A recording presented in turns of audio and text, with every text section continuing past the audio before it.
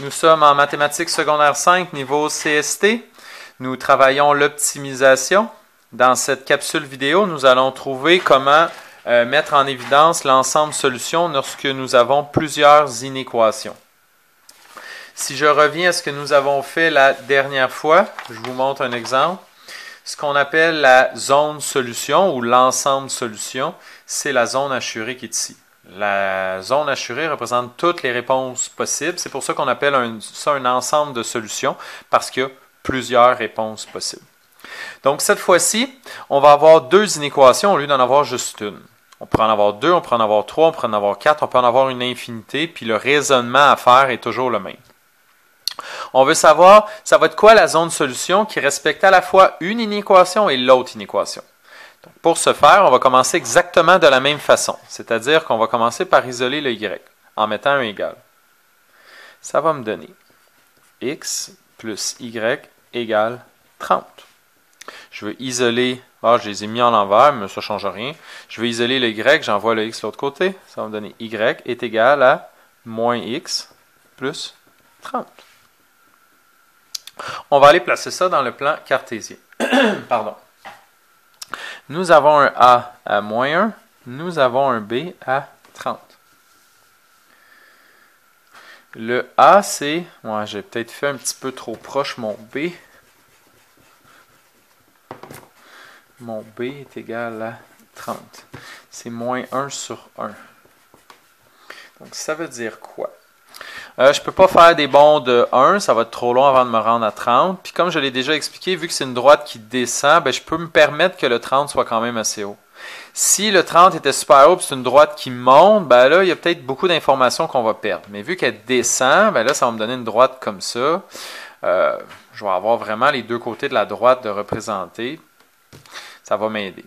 Mais la graduation, si moi je fais des bonds de 5, toi tu as fait des bonds de 10, ça ne changera pas grand-chose. 5, 10, 15, 20, 25, 30. N'oubliez pas, si vous faites 2 cases 10, tu dois faire 2 cases 10. Donc là, c'est comme si chaque case a une valeur de 5. Mon taux de variation est à moins 1 sur 1, moins 1 plus 1, moins 1 plus 1, moins 1 plus 1.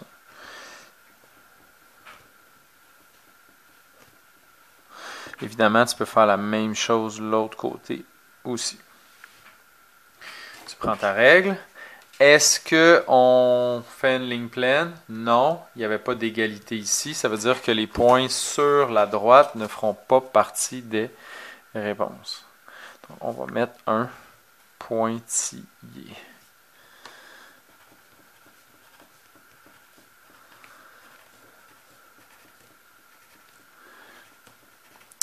J'aurais peut-être dû l'écrire au début, mais ça va être la première, ça va être la deuxième. C'est important de les différencier. Quand on a fini de la tracer, on écrit 1 pour première. Je prends un point d'un côté, je prends un point de l'autre. J'ai appris dans le passé que prendre le point 0, 0 facilite les choses. 0, 0. Qu'est-ce que ça va me donner, le point 0, 0? Ça va me donner x plus y. Ça va faire 0 plus 0. Ça fait 0 plus 0. Est-ce que c'est plus petit que 30? 0 plus 0, ça fait 0. Est-ce que 0 est plus petit que 30? La réponse est oui! Là, ma réponse va être vers le bas, si j'ai bien fait les choses. Je vais vérifier avec un point de l'autre côté.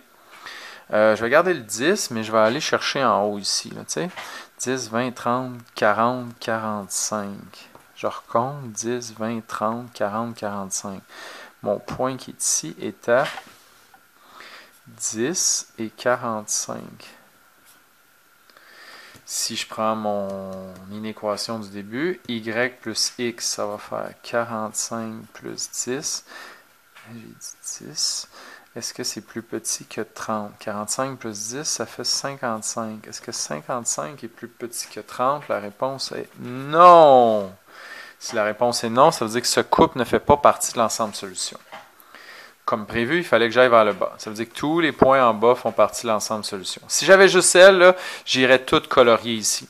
Mais là, vu qu'on va en faire une deuxième, vous allez voir, ça va être un peu différent. À la place, ce que je vais faire, c'est que je vais mettre des flèches, comme ça. Les flèches vont vouloir dire que tout ce qu'il y a ici, c'est ma zone de solution. Vous allez comprendre tantôt pourquoi je n'ai pas colorié. Allons voir la deuxième. x moins 2y. Si je veux isoler, je fais comme s'il y avait un égal. Et là, je vais envoyer mon 2y de l'autre côté. Et je divise par 2. Y est égal à x sur 2. C'est comme si ton taux de variation était à 1/2 ici. Je vais le faire en bas. Le a est égal à 1/2. Le b, c'est une fonction linéaire. Il n'y a pas de b. Ça veut dire que le b est égal à 0. Je commence ici. Puis là, je fais variation des y, variation des x. Toujours y en haut. Je dirais que j'ai perdu le focus. C'est revenu. Je commence à 0, plus 1, plus 2. Plus 1, plus 2. Plus 1, plus 2. Plus 1, plus 2. Plus 1, plus 2. Je le fais en l'envers. Moins 1, moins 2. Moins 1, moins 2. Moins 1, moins 2. Et là, est-ce que je fais une ligne pleine? Je fais une ligne pleine parce que j'avais un égal ici. Ça veut dire que les points sur la ligne, je vous ai accroché. M'excuse, j'espère que ça ne vous a pas trop fait mal. Voilà. Et je mets un 2 ici. On va le refaire. Je mets un 2 là. OK. Puis là, je dois encore trouver de quel côté. Je ne peux pas utiliser le couple 0, 0, il est sur la ligne. Je vais utiliser d'autres couples. Je vais prendre... Ici, j'ai le groupe 10, 10. J'ai pris lui, là. Tu prends n'importe lequel qui est en haut, là. Tu fais comme si l'autre n'était pas là, là. Tu prends n'importe lequel. J'aurais pu reprendre le 10, 45. Regardez, je vais en prendre un plus loin, là. Le 10, 45. Il est vraiment en haut de la ligne, lui, je suis sûr. 10, 45. J'ai pris le même que la première fois, mais je n'étais pas obligé, là. Je peux prendre celui que je veux. Je peux prendre dans le négatif. Je peux prendre un très gros ici à 100, 100. Tu peux faire ce que tu veux. Donc là, ça va donner. Est-ce que 0 est plus petit ou égal à 10 moins 2 fois 45. 2 fois 45, ça fait 90. 10 moins 90, ça fait moins 80. Est-ce que 0 est plus petit ou égal à moins 80? La réponse est non. Je l'encercle, moi, pour la mettre en évidence. Je ne l'ai pas encerclé tantôt. Non. Ça veut dire quoi? Ça veut dire que si lui ne marche pas, ma zone de solution est sûrement vers le bas. On va aller vérifier avec un point en bas. Mon point en bas que je vais prendre, regardez, je vais aller prendre lui ici. Je veux juste pas de négatif. Là. Je vais m'éviter le trouble de gérer des moins. J'ai pris lui. Son Y est à 5. Puis son X est à 10, 20, 20, 30, 40, 50. Je viens tester le point 50 et 5. Je retourne ici. Je remplace mon X par 50. Je remplace mon Y par 5. On voit que ça va marcher. 50 moins 10, ça fait 40. Là, je m'excuse, je suis pas mal proche du plan cartésien.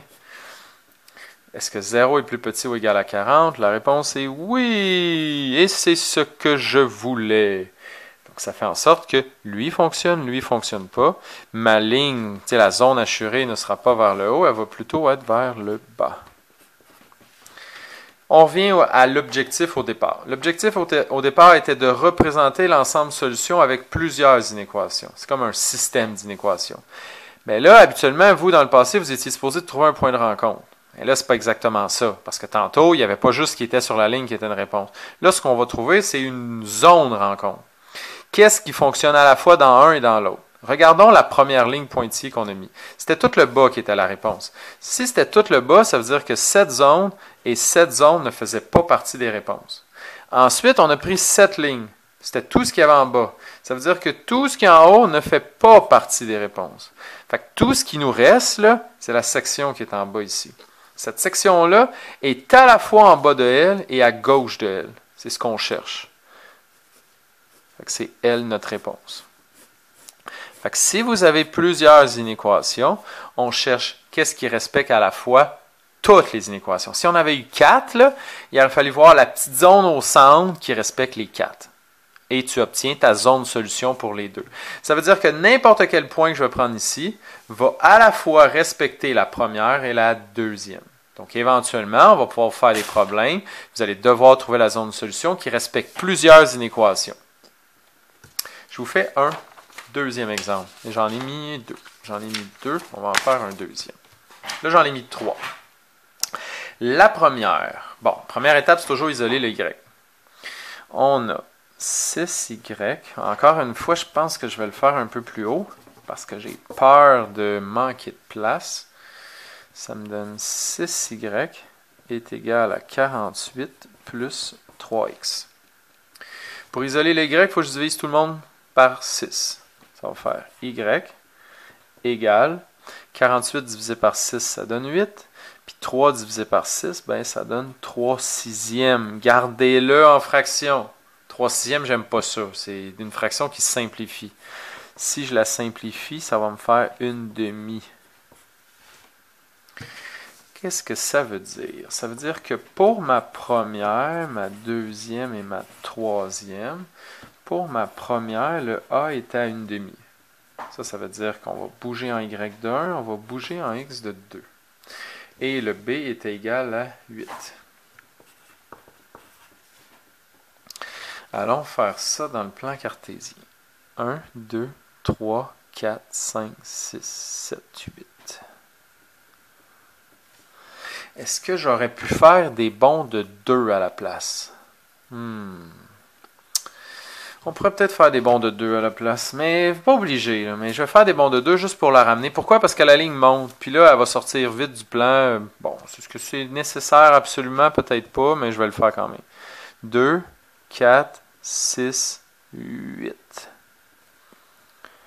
Le 8 est là si on fait des bonds de 2. N'oubliez pas, hein, si vous faites des bonds de 2 dans un sens, vous êtes obligé de faire des bonds de 2 dans l'autre sens. Et mon taux de variation est une demi. Ça veut dire plus 1, plus 2. Plus 1, plus 2. Plus 1, plus 2. Toujours y, x. Y, x. On peut le faire dans l'autre sens. On peut le faire dans l'autre sens. On peut le faire dans l'autre sens. Bon, j'en ai assez. On peut relier. Est-ce que je mets une ligne droite? Non, je mets un pointillé. Regardez, il n'y a pas d'égal. S'il n'y a pas d'égal, les points sur la ligne ne font pas partie de mes réponses.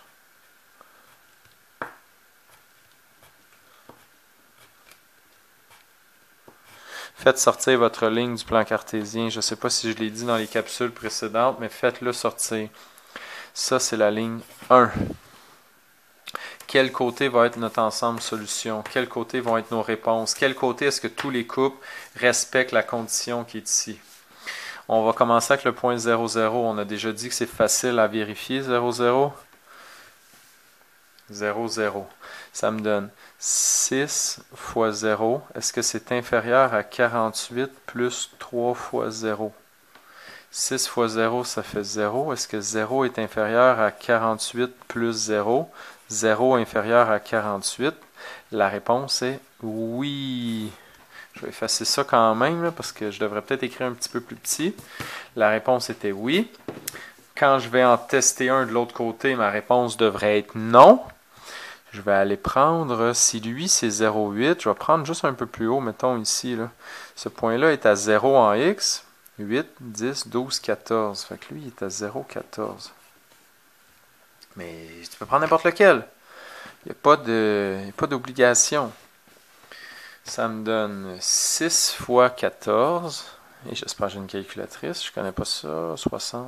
84 dans le fond. Ouais, 84. Finalement, je suis capable de le calculer. Inférieur à 48 plus 3 fois 0. Bon, là, 3 fois 0, ça fait 0. 0 plus 48, ben ça fait 48. Est-ce que 84 est inférieur à 48? Non! C'est parfait, hein? Il faut qu'il y en ait un qui donne oui puis l'autre donne non. Fait que j'ai obtenu non, c'est ce que je voulais. Ce qui implique que ma réponse va être vers le bas. Tout ce qui est en bas. Je continue. Je fais une deuxième. Il faut juste être patient. Je fais une étape à la fois. X égale Y. Facile comme ça, on n'a rien à faire. Ça, c'est la fonction la plus simple qu'on veut, qu'on peut avoir. C'est une fonction dans laquelle le A est égal à 1 sur 1 et le B est égal à 0. C'est-à-dire qu'on commence à 0, 1 sur 1, parce que c'est comme si on avait un X. 1 sur 1, ça fait plus une case, plus deux cases, plus une case, plus une case, plus une case. J'ai étudié 2 au début, mais c'est plus 1, plus 1. Plus 1, plus 1, plus 1, plus 1. Bon, vous comprenez le concept. Puis je vais le faire un petit peu dans l'autre sens.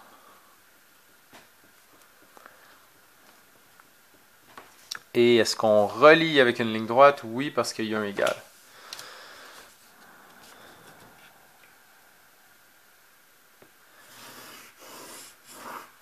Et ça, c'est ma ligne 2. Là, la 1, là, faites attention pour pas qu'il y ait d'ambiguïté. Vous voyez, la 1 commence à être pas mal proche de ma nouvelle ligne. Je vais le mettre juste un peu plus bas ici. C'est sûr que le 1 va avec elle. C'est sûr que le 2 va avec elle. On teste les deux côtés. Je vais prendre 2, 4, 6. Mettons lui, là. Il est à 6, 0. Bon, je m'en vais en haut. 6, 0. Est-ce que le x est est inférieur ou égal au y? Le x est 6. Est-ce que 6 est inférieur ou égal à 0? La réponse est non. On va essayer l'autre barre. On va prendre encore le 0,14. On l'a déjà calculé, lui. Puis on le voit qu'il est en haut de la ligne. 0,14. Le x est à 0.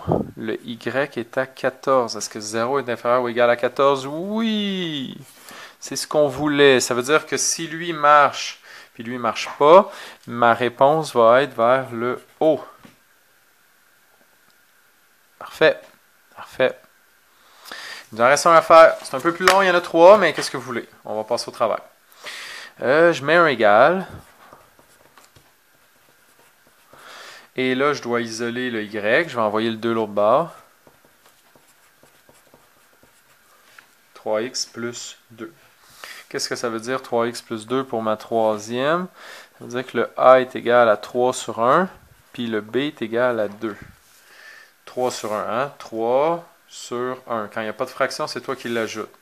3 sur 1, ça fait y, ça fait x.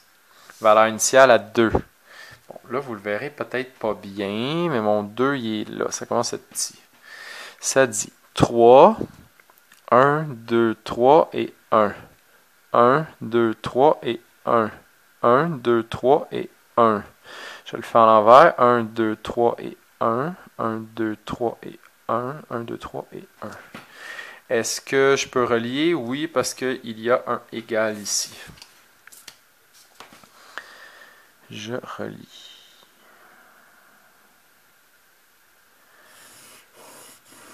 Et ça, c'est ma 3.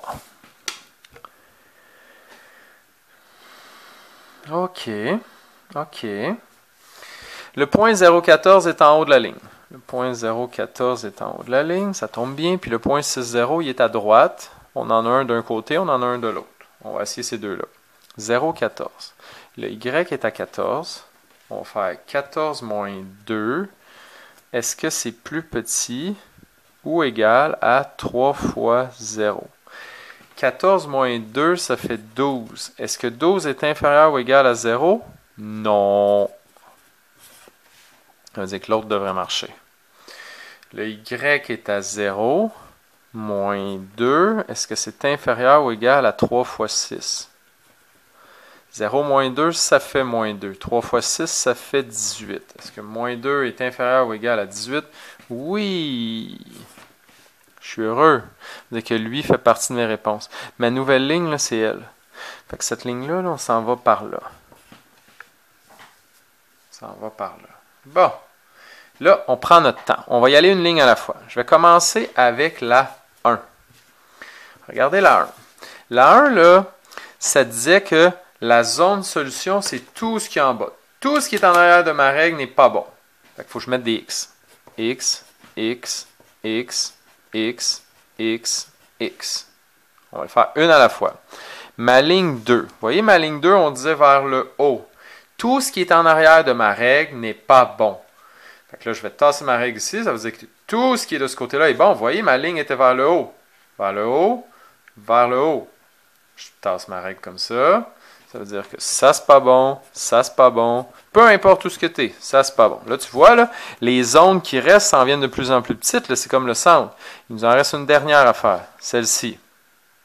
Ma ligne 3. Ma ligne 3 dit que mon ensemble de solutions est vers la droite. Ça veut dire que ce qui est en arrière de ma ligne n'est pas bon. Ou encore, ce qui est découvert maintenant n'est pas bon. Ça veut dire que ça, c'est pas bon, ça, c'est pas bon, ça, c'est pas bon, ça, c'est pas bon. Qu'est-ce qui reste? Vous voyez ce qui reste là? C'est la petite zone qui est là. que ma zone de solution, là, ça va être ça ici.